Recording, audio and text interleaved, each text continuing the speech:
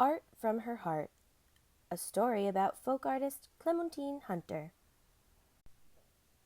Written by Kathy Whitehead and illustrated by Shane W. Evans.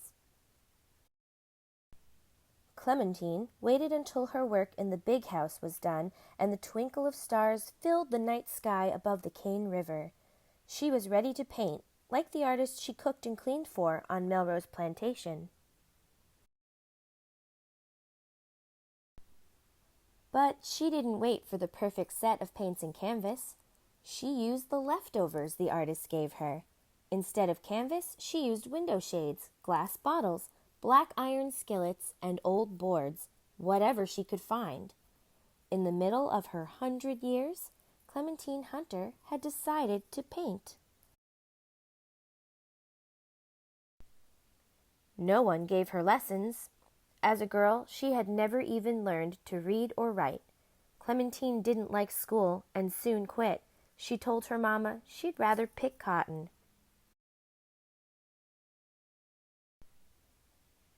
She was the oldest, but the smallest of her 6 brothers and sisters. Her nickname was T-Bay, from the French words for little baby. She called herself Clementine when she was old enough to pick flowers and haul them home in a cart. When Clementine decided to paint pictures, she didn't wait for the perfect art studio. While everyone was sleeping, she created bright colored images in the dim kerosene light of her small cabin. She didn't wait to travel and seek inspiration in foreign lands. She drew the pictures in her memory, scenes of life on Melrose Plantation. Clementine thought back to days of dragging a 100-pound sack of cotton down endless rows while her children sat under a tree in the field. Memories of picking pecans in the fall in the big pecan groves to make extra money. She remembered wash days spent over black wash pots and clothes flapping on a clothesline. Long days of hard work and little pay. There were good times on the plantation, and Clementine recorded them also.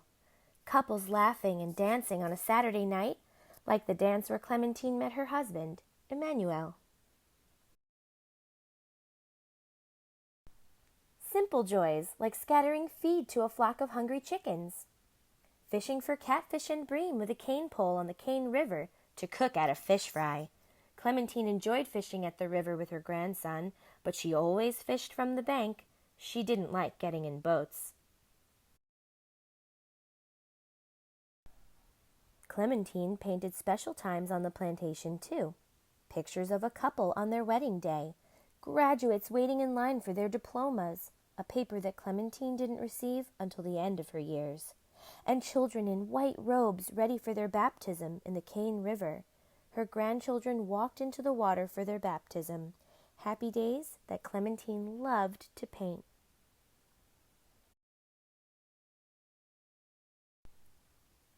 Clementine didn't wait for the world to find her art. She hung a sign on her gate that read, "Art Exhibit, Admission, 25 cents. Thanks." People came to see her pictures pinned on a clothesline and bought them. Friends who recognized her talent gave her paints, paper, and brushes. They helped her find galleries that would display and sell her work. Years later, people lined up to see her artwork at a big museum in New Orleans, Louisiana. Another gallery proudly displayed her work, but refused to let her in the front door. She had to wait until after hours to enjoy her own pictures on display, but the laws that kept her out would soon be gone like feed thrown to the chickens. The art that poured from Clementine's heart and mind gives us a window to her life on the plantation, a window we would have missed if Clementine Hunter had waited for the perfect time to paint.